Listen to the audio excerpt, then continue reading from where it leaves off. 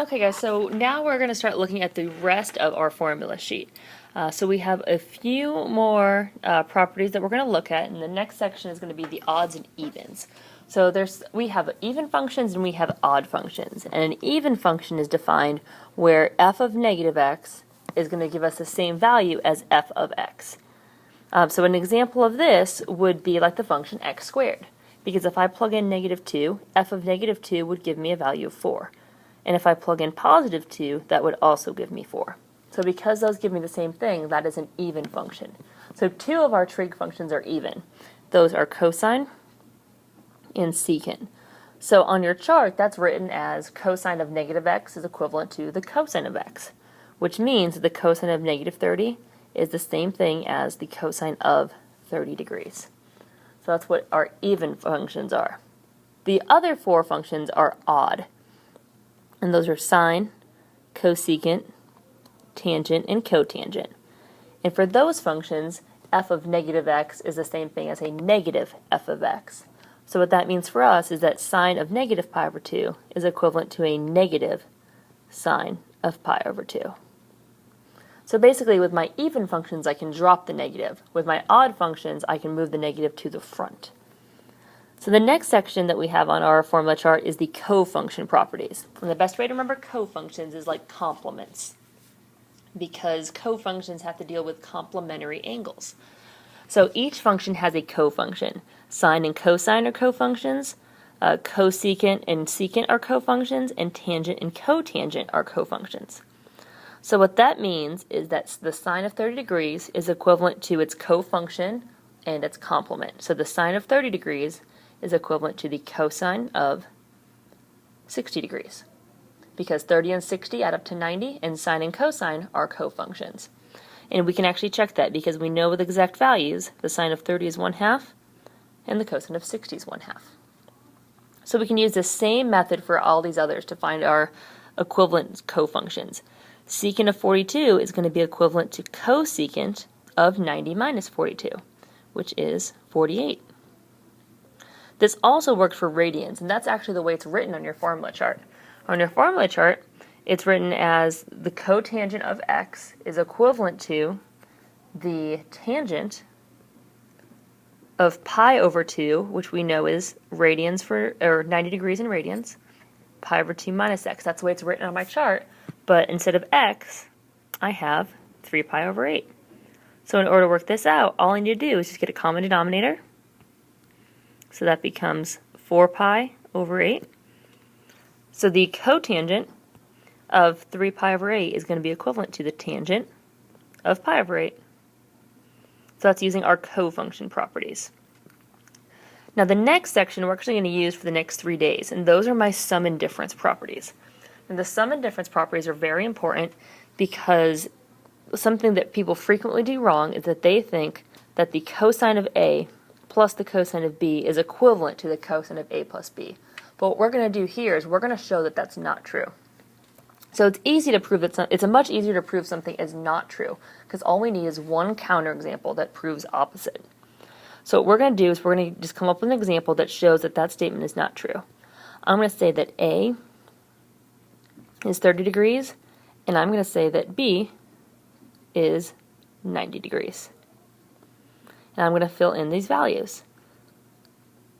So this becomes the cosine of 120 degrees, because A plus B is 120, and then that becomes the cosine of 30 degrees plus the cosine of 90 degrees. And I'm going to actually evaluate these functions. So the cosine of 120, I would draw that triangle. My reference angle is 60. I'll fill in my triangle. Adjacent over hypotenuse is a negative 1/2. If I do my exact value of 30, okay, I draw that triangle for 30, my adjacent over hypotenuse would be root 3 over 2. Cosine of 90, it's on the line, so I can't draw a triangle, but I can figure out the cosine of 90 is 0. And I know that negative 1/2 is not equal to root 3 over 2 plus 0. So those two expressions are not equivalent. So what I have to do now is look at my sum and difference properties anytime I have cosine or sine or tangent of A plus B inside the argument. And if you look at your chart, we're going to start off by simplifying some of these expressions. So if you look in your chart, we have one that actually that looks similar to what we have down here in this second example. It's the cosine of something times the cosine of something plus the sine of something times the sine of something. And if you look, those two pink numbers are the same, which would be an A in that formula chart, and the two orange ones are the same, which would be the B in that formula chart. So what this whole thing matches, if you look at our chart where we have cosine times cosine plus sine times sine, that is the cosine of A minus B. But instead of A and B, I'm going to plug in those two values, which are 34 and 20. So this whole function just simplifies instead to the cosine of 14 degrees. So that's an example of using our sum and difference properties. Now we're going to use those sum and difference properties actually to do a few proofs. And these proofs are actually going to be a little bit simpler because it's actually more of an exact value practice than it is anything else. So to do this first one, we're going to start from the left side because it's a little bit more complicated. I'm going to take my left side and I'm going to expand it using those sum and difference properties. So if I look at my chart, I've got cosine of A minus B that expands to the cosine of A times the cosine of B plus the sine of A times the sine of B. And instead of A and B, I'm just going to fill in X and pi. Because those are my A and B in my original question. So that becomes X and pi.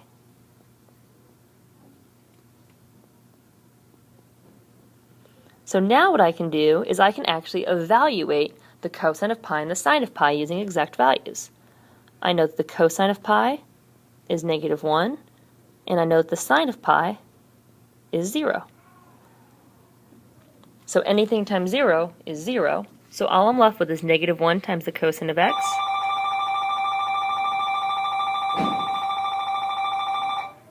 which is negative cosine of x. Alright, so we're going to do something very similar for the one on the right. The only difference is I don't have a cosecant sum or difference formula on my chart.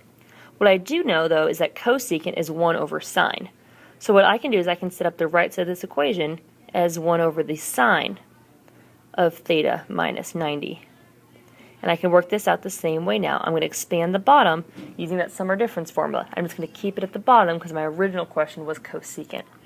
So this becomes 1 over sine A, and my A is theta, times cosine B, my B is 90, minus cosine A sine 90. And I'm going to actually do that math now. I know that the cosine of 90 is 0, so this whole thing is 1 divided by still.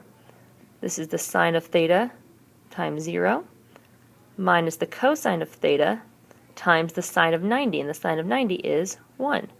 So I'm left with 1 divided by the cosine of theta, and I know 1 over cosine is secant. So that's how I get my final answer.